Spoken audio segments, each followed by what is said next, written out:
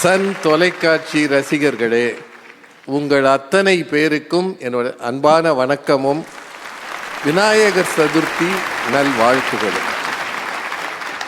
இப்போ 2 பேர் ரொம்ப நல்லா பேசியிருக்கிறாங்க. மதுரைக்காரம்மா ஒன்று, ராஜபாளையத்துக்காரம்மா ஒன்று. அடுத்து சென்னையிலிருந்து ஒரு அம்மா வந்திருக்கிறாங்க. இந்த மதுரைக்காரமாக இருக்காங்களே, அவங்க ஒரு விஷயம் சொன்னாங்கல்ல, வீட்டுக்காரற்ற நீங்கள் பொண்ணு பார்க்க வரும்போது நான் என்ன சேலை கட்டியிருந்தேன், அவன் என்ன எல்லாத்தையும் நோட்ஸ் எடுத்துக்கிட்டா வருந்தா. அது 30 வருஷம் கழிச்சு கேட்டா அவனுக்கு என்னையா தெரியும், காலையில் சாப்பிட்டதே மறந்து போகும். இதெல்லாம் ரொம்ப முக்கியமான விஷயமா? இதை சொல்லிட்டு பெண்கள் பரிதாபமாக இருக்கிறார்கள். அப்புறம் பையனை கூப்பிட்டு, இந்த உங்கள் அப்பா உட்காந்துருக்காருடா, அவர் தான்டா பிள்ளையான்னு சொல்லியிருக்கான். அவன் ஆற்றுல போடட்டுமான்னு கேட்டிருக்கான். நீங்களே சொல்லுங்கய்யா, ஆற்றுல கரைகிற ஆள் பரிதாபமான ஆளா, போட சொன்ன ஆள் பரிதாபமான ஆள்? அள்ளி விடுறது. ஆன்லைனில் ஆர்டர் பண்ணுறாங்களா? ஏம்மா, போய் வாங்குறதே சரியாக அமையாது, ஆன்லைனில் ஆர்டர் பண்ண என்ன ஆகும்? அவன் போய் பார்த்து கல்யாணம் பண்ணியே கஷ்டப்படுறான், ஆன்லைனில் ஆர்டர் பண்ணி நிறைய பேசியிருக்கிறாங்க. அந்த படத்தை பாருங்கய்யா, அந்த பொண்ணு முகத்தில் என்ன ஒரு சாந்தம், தின்னு தொலைன்ற மாதிரி அது மூஞ்ச வச்சிருக்கா இல்லையா? அது சுட்டு வச்சிருக்கிறது தோசை மாதிரியும் தெரியல. இங்கெல்லாம் பேசுறீங்களம்மா, மதுரையில் வச்சுக்கோங்க, நல்ல சாயந்தரம் மழை பெஞ்சதுன்னா நீங்கள் சமைக்கிறீங்களா?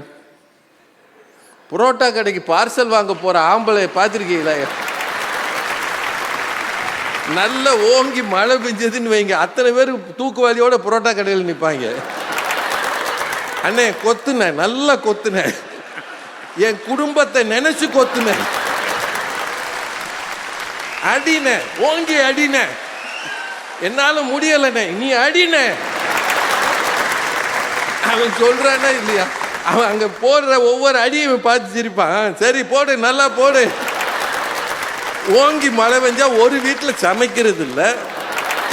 இது 18 தோசை சுட்டு வச்சிருக்காங்களா? அது தோசை மாதிரியா இருக்கு, இது வர ரொட்டி மாதிரி இருக்கு. படத்தை பார்த்தாவது சரியா கதை சொல்ல தெரியல. இவங்க பேசுறாங்க நிறைய. அந்த கவிதா ஜவஹர் இருக்காங்களே, புலவர், நம்மளை விட வயசுல பெரியவர். அவர் ஒரு சட்டையும் வேட்டியும் போட்டா அதுக்கு பேர் மேட்சிங் ஐயா. இது இட்லின்னு சொன்னா சட்னி கூட நம்பாதியா.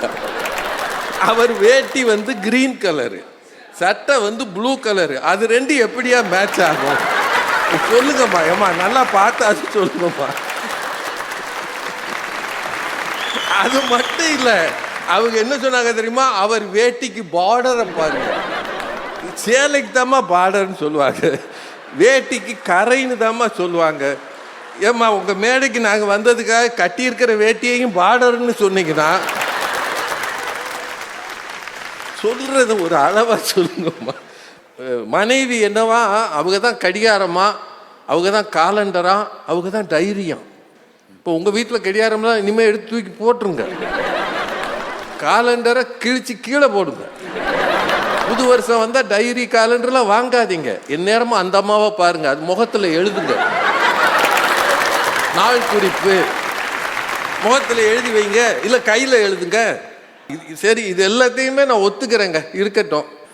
அவங்க வீட்டில் அவங்க அப்பாவும் அண்ணனும் கையில் தாங்கினாங்களாம், போகிற இடமெல்லாம் இளவரசி மாதிரி பார்த்தாங்களாம். அங்கேயே இருந்திருக்க வேண்டியதானே? எதுக்கா இந்த வீட்டுக்கு வந்தீங்க அப்படின்னு கேட்கலாம்ல. நீங்கள் இளவரசியா தானமா இருக்கீங்க, எதுக்கு வந்தீங்க? ஏன்னா இங்கே தான் நீங்கள் மகாராணி ஆக முடியும். இளவரசியா இருக்கிறது முக்கியமா, மகாராணி ஆகிறது முக்கியமா? அப்புறம் இன்னொன்னுங்க, உலகம் ரொம்ப பெருசுங்கய்யா, அந்த பெரிய உலகத்துலங்கய்யா நான் தீப்பெட்டி சைஸில் குடும்பத்தில் இருக்கிறோம்யா. சொன்னாங்களா இல்லையா? சொன்னாங்கல்ல. நீங்கள் தீப்பெட்டி சைஸில் இல்லைம்மா, தீப்பெட்டியாகவே தான் இருக்கீங்க.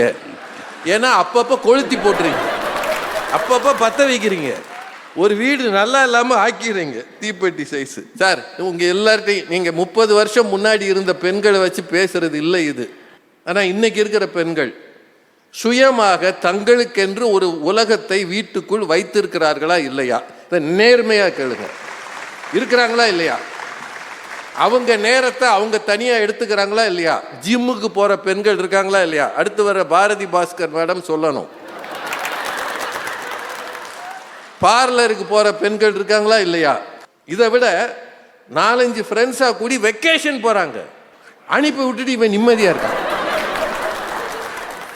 இது எல்லாத்தையும் விட ஒவ்வொரு பொண்ணும் யூடியூப் லைவ் வருதா இல்லையா ஐயா? பாடுது, ஆடுது, முடியை தூக்கி முன்னாடி போடுது. அதுக்கு 10 பேர் முடியை பின்னாடி போட்டால் நீங்கள் அழகாக இருப்பீர்கள். இந்த வேடிக்கையெல்லாம் பார்த்துட்டு பரிதாபமா உட்கார்ந்துருக்கிறவன் அந்த வீட்டில் இருக்கிற கணவர். ஒரே ஒரு விஷயங்க, மனைவி வேலைக்கு போலன்னா ஊர் தப்பா பேசாது. கணவன் போய் சம்பாதிக்கவில்லை என்றால் தான் இந்த உலகம் அவனை பழித்து பேசும். அதானே உண்மை. அவன் தானே கஷ்டப்படுறான், அவன் தானே வேர்வை சிந்துறான். கூலினா யாருங்க? கூலினாலே ஆண் தானுங்க. ஒரே ஒரு விஷயங்க, விநாயகர் மாதிரி இருந்துட்டா பிரச்சனை இல்லை.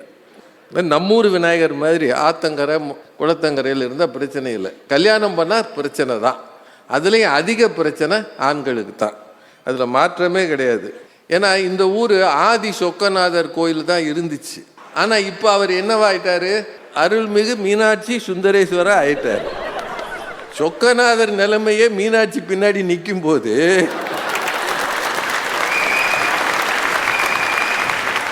சாமியே நமக்கு வழிகாட்டுது.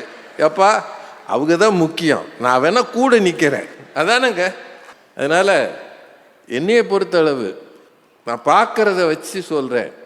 கல்யாணத்துக்கு பிறகு மனைவிக்கும் தாய்க்கும் இடையில சிக்கிக்கிட்டு சாண்ட்விச் மாதிரி கஷ்டப்படுறது, பரிதாபமா இருக்கிறது பெரும் பகுதி கணவன் தான்.